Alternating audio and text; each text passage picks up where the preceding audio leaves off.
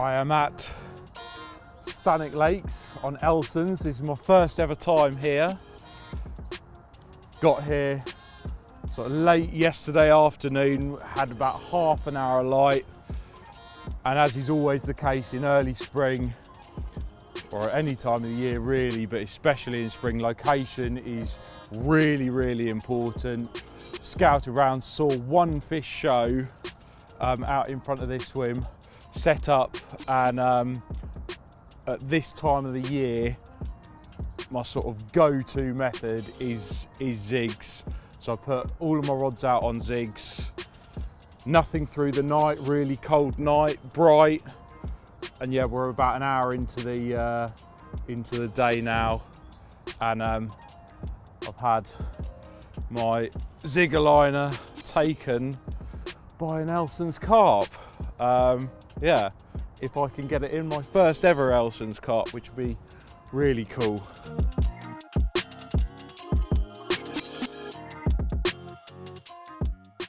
But at this time of year, it's almost the first thing that I think about when I turn up at a lake. Just think about fishing Zigs, and unless the fish tell me to fish for them in a different way, early spring up to sort of mid-April, it is the sort of #1 tactic without a doubt. And still, after years of anglers banging on about fishing Zigs, I still think not enough people fish them.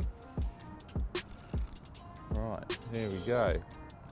Just caught around its dorsal, which is making things awkward. Come off the dorsal, come off the dorsal. It's not going to, but it's in. Yeah, great. Oh, that is awesome. That is absolutely awesome. My first Elsons carp on a little black and red Zig liner. Awesome.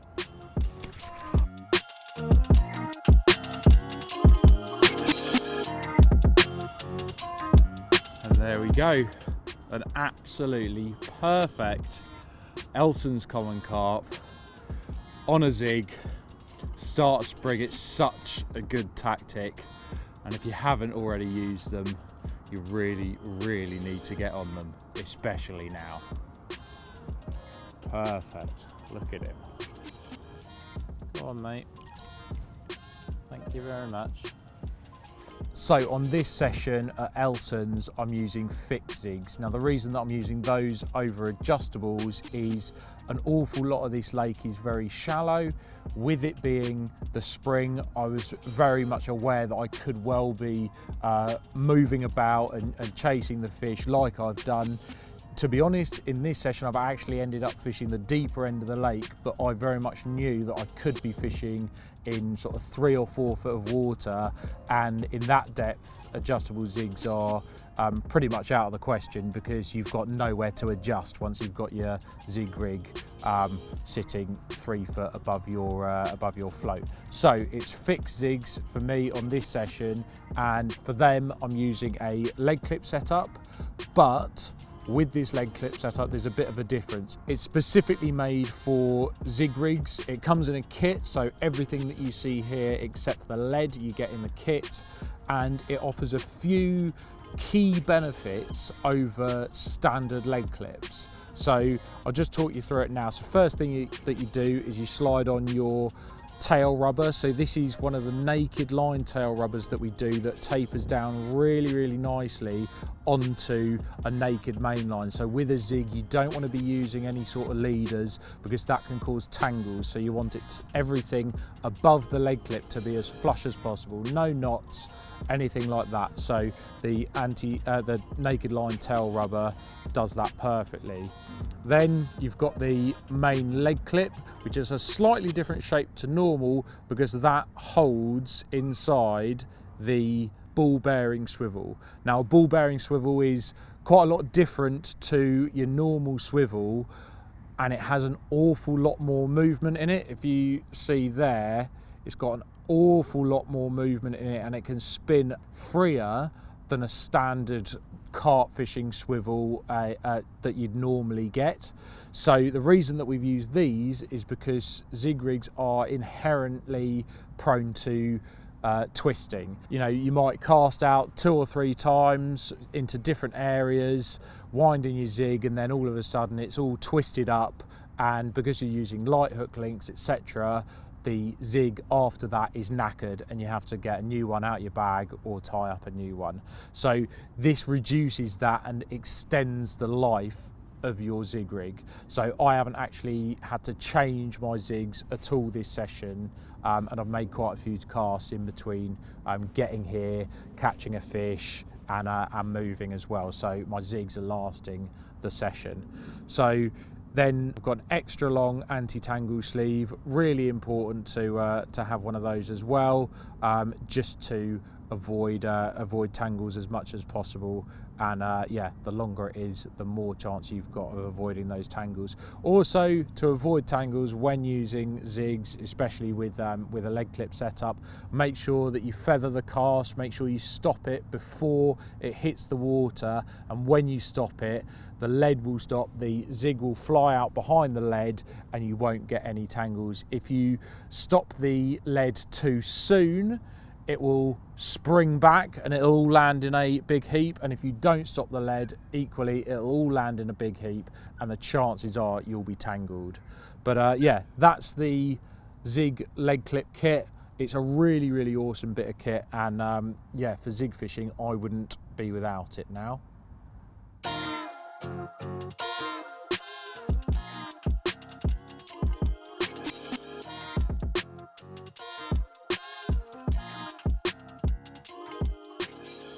So with the actual zig rig itself, I'm using Trans-Khaki zig and floater line.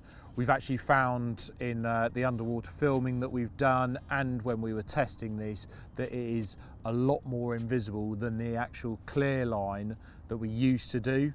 And that's simply because it's got that tinge of khaki in it, and that green seems to be in the majority of clear lakes that you find, clear gravel pits, etc. They are tinged with that colour. So actually this in a Trans-Khaki is less visible than a clear zig line, which has a massive bonus, obviously, with it being suspended up in the water. And then that is the hook bait that I have caught on this session, and it's pretty much my go-to nowadays for clear water. It's a red zigger liner with a black piece of foam. For those of you who haven't used a zigger liner, you simply put the foam into the little loading tool that you get, give the loading tool a little bit of saliva around it just to make it slide into the zigger liner nice and easily, and then you pull the foam in the loading tool into the loop. And it's really, really simple.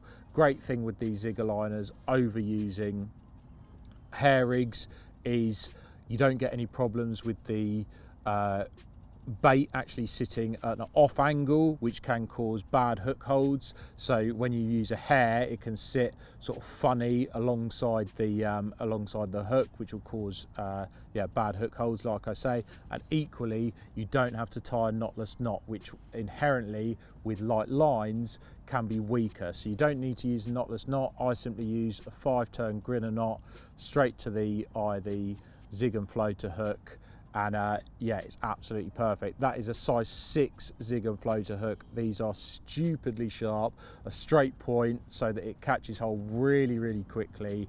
And yeah, I find that this setup in conjunction with the zig leg clip is a winner every single time. And yeah, like I said, this isn't the easiest lake in the world. This is the first time that I've been here, and yeah, I'm absolutely made up to have caught one on my first morning. So a few small rules that I always stick to when fishing in the spring, and particularly when fishing zig rigs in the spring, are firstly staying mobile, really, really important, and always look for the fish. Before you start, try to never just settle on the closest swim to the car park or a swim that looks right, because we found the fish in an area of the lake that we didn't even think that they'd be. And that's the thing with spring fishing, they will always get into all the little nooks and crannies that they haven't been in the winter. They'll explore the whole of the lake, so they could turn up anywhere. So keep your eyes open and be willing to move. The next thing, be willing to speak to the locals or the bailiff. A lot of them might not want to help you, but a lot of them will want to help you. And you know, this is my first time here, and I've spoken to a couple of guys who fish it quite a lot. I've spoken to the bailiff, and they told me some really interesting and useful information. Firstly, they told me that this end of the lake where I'm fishing is about 8 or 9 foot. That's really important to know when zig fishing, so that you don't have to thrash the water to a foam with a marker float. If you can ask someone how deep it is, then you've got a starting point. So that's what I did. And equally, I asked what sort of depth zigs are people catching on at the moment. They told me 4 or 5 foot. I had a hunch that they'd be a little bit higher, so last night I put at 6s and 5s, and I caught on my 5 this morning. So they were kind of right when they said 4s and 5s, and maybe if I'd put my other 2 rods on 4s, I perhaps would have caught more. Bite indication on zigs is really, really important. Always use a heavy bobbin or a springer arm, quiver arm, that type of thing, but something that's going to hold your line under tension. And also, if you've got a sensitivity setting on your alarm, crank that up to full. Colour, I've said it already, but black and red in clear water is an absolute must, and these venues that have clear water are the ones that are going to be really kicking off on the zigs at this time of year. So go in with black or black and red. And lastly, but another really important point, is commit to fishing all 3 of your rods on zig rigs. Don't just use it as a throwaway, run 1 rod tactic, oh, I'll chuck my 3rd rod out on a zig.